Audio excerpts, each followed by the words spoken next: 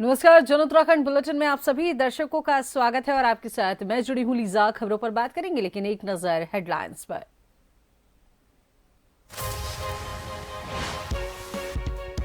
नैनीताल में morning walk के दौरान जनता से मिले सीएम धामी। नैना देवी मंदिर परिसर में चल रहे सौंदर्यकरण कार्यों का किया निरीक्षण। दोपहर में नवनियुक्त सहायक सांख्यिकी अधिकारियों को सौंपेंगे नियुक्ति पत्र।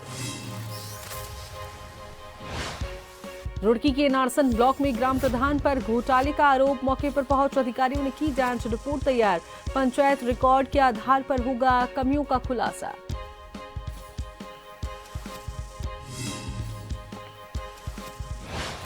रामनगर में महिला पटवारी और कानूनगों के साथ अभद्रता और हाथापाई। विवादित भूमि की नाप जोख करने पहुंची थी टीम। राजस्व कर्मियों में रोष, कठोर कार्रवाई और सुरक्षा की मांग। आपदा पीड़ितों को बंटने वाला 99 क्विंटल सड़ा अनाज। संबंधित अधिकारियों को कोर्ट ने किया तलब। उधम सिंह नगर जिले का मामला।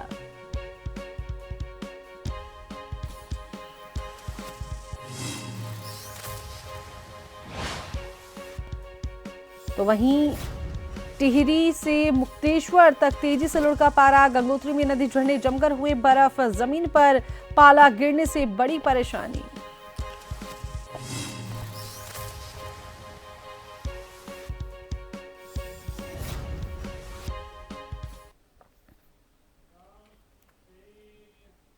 तो चलिए बात कर लेते हैं खबरों पर विस्तार से। तो मुख्यमंत्री पुष्कर सिंह धामी ने नैनीताल में मॉर्निंग वॉक के दौरान आम नागरिकों, पर्यटकों एवं स्कूली बच्चों से मुलाकात की और सबके साथ आत्मीय वार्ता उन्होंने की। और इस दौरान उन्होंने स्थानीय चाय विक्रेता की दुकान पर चाय का स्वाद भी लिया। मुख्यमंत्री ने मानस खंड मिशन के अंतर्गत नैना देवी मंदिर परिसर में चल रहे सौंदर्यकरण कार्यों का निरीक्षण किया और बताया कि मंदिर को अब और अधिक भव्य और आकर्षक स्वरूप देने हेतु 11 करोड़ की धनराशि स्वीकृत की गई है, जिसके तहत कई महत्वपूर्ण कार्य तेजी से प्रगति पर हैं। और इसके साथ ही मुख्यमंत्री ने मिशन के अन्य विकास कार्यों, डीएसए मैदान के सुधार, वलिया नाला एवं ठंडी सड़क पर भूस्खलन सुरक्षा कार्यों की भी जानकारी अधिकारियों से ली और संबंधित विभागों को इन सभी कार्यों में तेजी लाने के सख्त निर्देश दिए।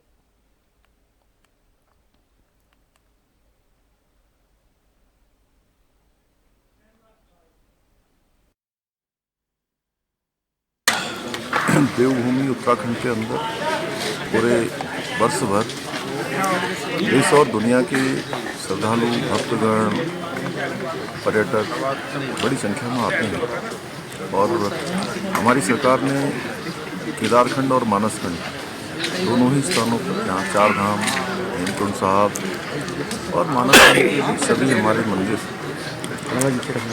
उनको नवनिर्माण किया जाए, पुनर्निर्माण किया जाए और एक पूरा सर्किट बना के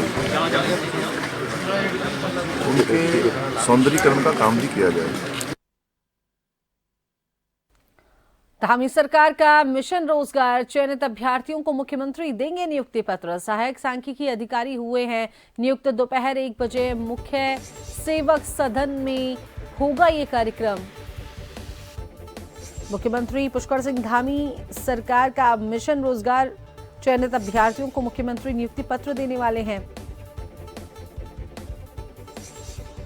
सहायक सांख्यिकी अधिकारी हुए हैं नियुक्त। 1 बजे मुख्य सेवक सदन में ये कार्यक्रम होगा।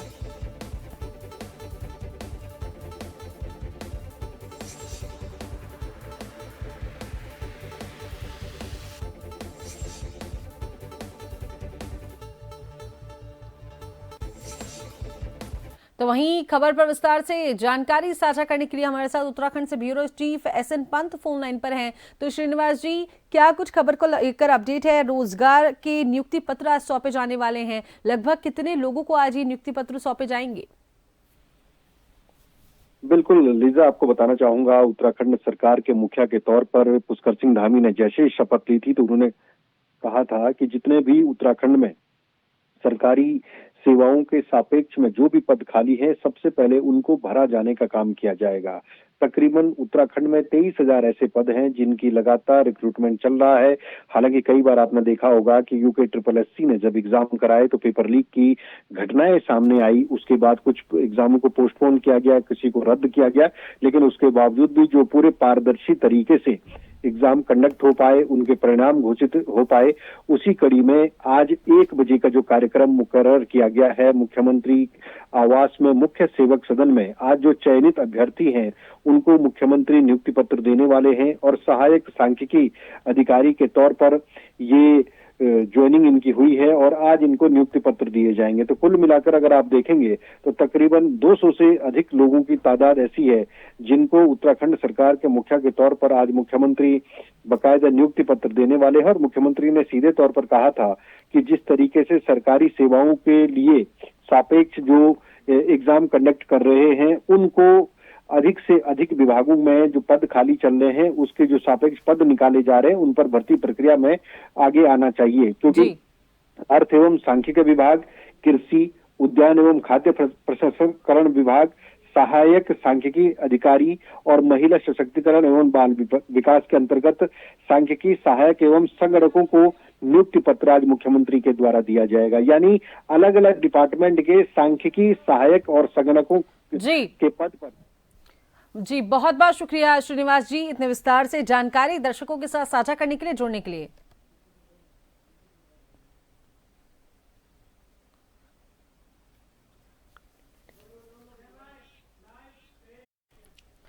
मुख्यमंत्री पुष्कर सिंह धामी ने all India Gorkha ex serviceman welfare association की 75वीं वर्षगांठ के अवसर पर आयोजित कार्यक्रम में प्रतिभाग किया। स्वर्गीय हरबंश कपूर मेमोरियल सभागार गढ़ी कैंट में आयोजित कार्यक्रम में मुख्यमंत्री पुष्कर सिंह धामी ने बैरिस्टर अरी बहादुर गुरुंग की प्रतिमा का अनावरण करने के साथ ही एसोसिएशन की स्मारिका का भी विमोचन किया। और इस मौके पर मुख्यमंत्री ने कहा कि बैरिस्टर अरी बहादुर गुरुंग न सिर्फ एक सांसद थे बल्कि उन्होंने भारतीय संविधान के निर्माण में भी महत्वपूर्ण योगदान दिया। मुख्यमंत्री ने कहा कि ये सिर्फ एक संगठन का उत्सव नहीं बल्कि ये उस अदम्य साहस, समर्पण, राष्ट्रभक्ति और गौरवशाली परंपरा का उत्सव भी है जिसे गोरखा सैनिकों ने सदियों से अपने पराक्रम से सजाया है।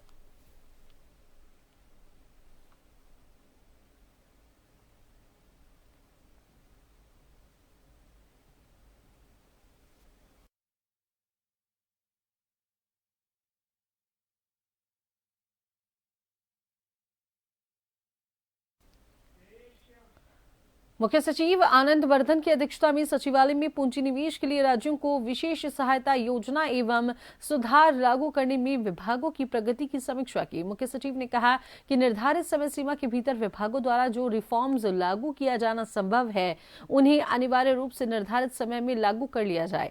जो विभाग ऐसा नहीं कर पाएंगे उनके विभागाध्यक्षों को प्रतिकूल प्रविष्टि दी जाएगी। मुख्य सचिव ने कहा कि संबंधित विभाग अपने मंत्रियों से लगातार संपर्क कर भारत सरकार से मिलने वाली ग्रांट्स और वित्तीय सहायताओं का 100% लाभ लेने के प्रयास करें।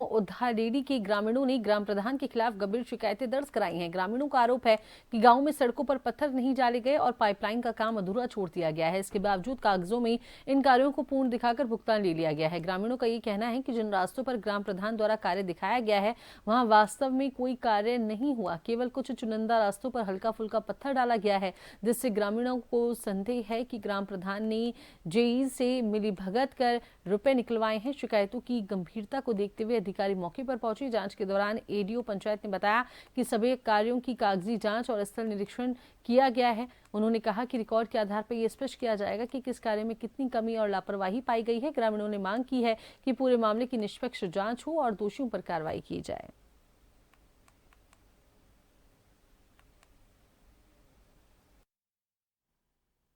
बस यही कहना चाह रहा जी, ये 2 सितंबर में करी थी शिकायत। पहले तो 2.5 महीने के बाद इसमें जांच आई है आज, और उसमें भी इसमें सारा आप यहाँ देख लो, यहाँ पे कुछ काम नहीं हो रखा, सिर्फ कागजों में खा रखा है।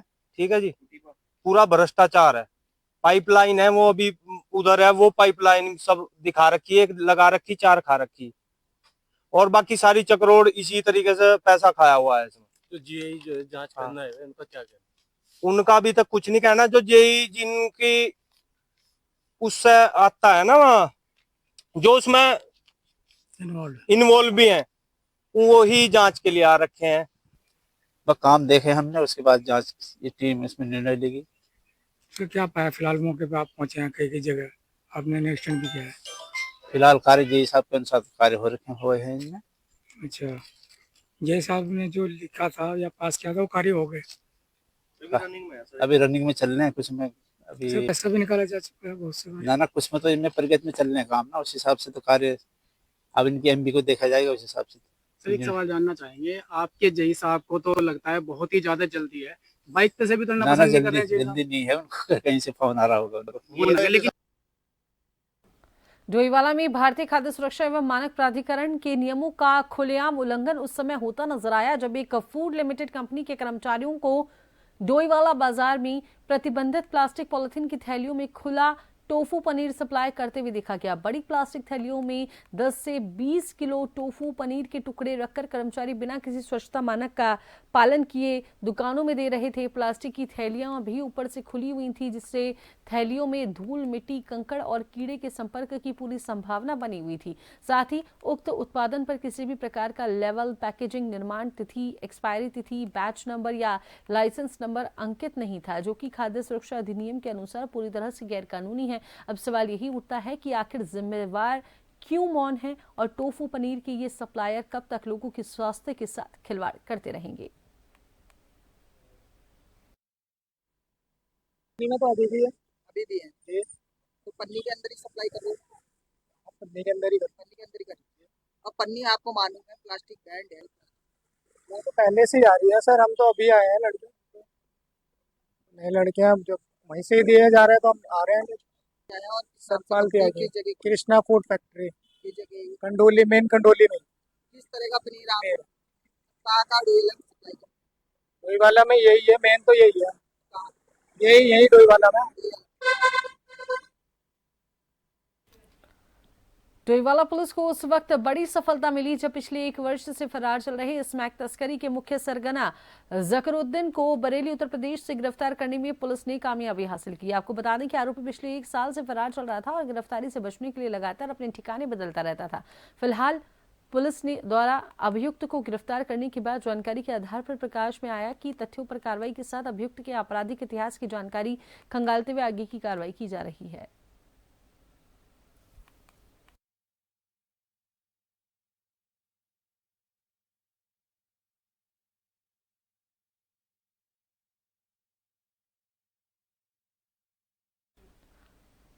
संविधान दिवस पर चमोली जिले में विभिन्न स्थानों पर कार्यक्रम आयोजित किए गए। कलेक्ट्रेट परिसर में जिलाधिकारी गौरव कुमार ने अधिकारियों और कर्मचारियों को संविधान की प्रस्तावना की शपथ दिलाते हुए सभी को संवैधानिक दायित्वों के पालन का संदेश दिया। इसी क्रम में राजकीय स्नातकोत्तर महाविद्यालय गोपेश्वर में भी संविधान दिवस कार्यक्रम आयोजित किया गया। छात्रों को न केवल संविधान की शपथ दिलाई गई बल्कि उन्हें संविधान में निहित अधिकारों और कर्तव्यों की जानकारी भी दी गई। कार्यक्रम में जड़ी बूटी सलाहकार समिति के उपाध्यक्ष बलबीर गुनियाल मुख्य अतिथि के रूप में उपस्थित रहे। इस मौके पर राष्ट्रगीत वंदे मातरम का सामूहिक गायन भी हुआ।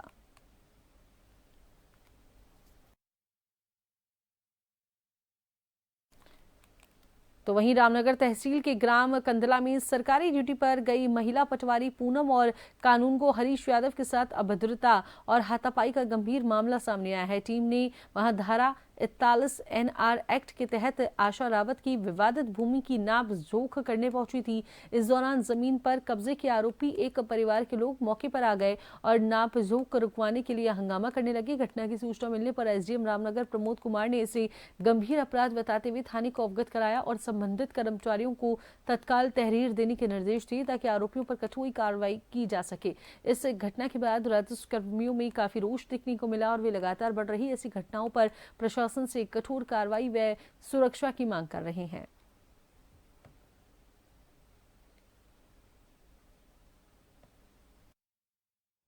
के संज्ञान में आया था कि आज एक राजस्व निरीक्षक और पटवारी क्षेत्रीय पटवारी के द्वारा कांडला में एक धारा 41 LR एक्ट के तहत एक प्रारंभिक रिपोर्ट की जांच में गए हुए थे। ये भी दूरभाष में सूचना प्राप्त हुई थी कि उसमें कि संबंधित कुछ व्यक्तियों के द्वारा जो वहाँ पर मौके पर काबिज रहे हैं, उनके द्वारा वहाँ पर कुछ कागज फाड़े गए हैं या फाड़ने का प्रयास किया है और कुछ अभद्रता भी की गई है। इस संबंध में थाना कोतवाली को बता भी दिया गया है और राजस्व पुलिस से और राजस्व सुरक्षा से भी कहा गया है कि अगर इसमें कुछ कहा गया है, कुछ भी ऐसे अभद्रता की गई है तो तत्काल उसमें थाने में एक एफआईआर दें ताकि नियमानुसार से विधिक कार्रवाई अग्रसर की जा सके। उत्तराखंड उच्च न्यायालय ने उधम सिंह नगर जिले में आपदा पीड़ितों को बांटने के लिए 99 क्विंटल से अधिक अनाज के सड़ने और वितरण न होने के मामले की सुनवाई हाईकोर्ट।